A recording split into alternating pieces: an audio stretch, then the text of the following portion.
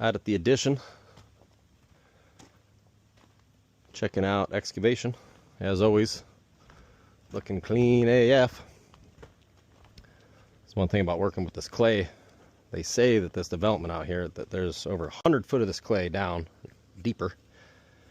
It can be a real pain in the hind end when you are dealing with clay, of course, in the wet conditions. But there's a lot of other very good benefits with it. No bones and stones here.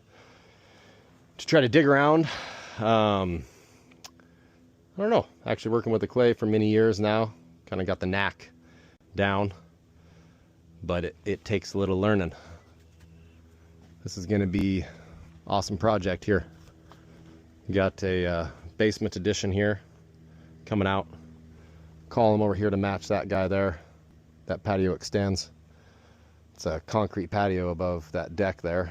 That will be the roof on this living space. Entrance into the existing basement here. And so this is all living.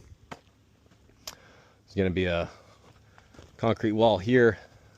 And starting right here, some concrete stairs that head up to this elevation, a couple of stairs onto that patio. We've got some cool railing going to be going on. Get that railing replaced. It's going to come down.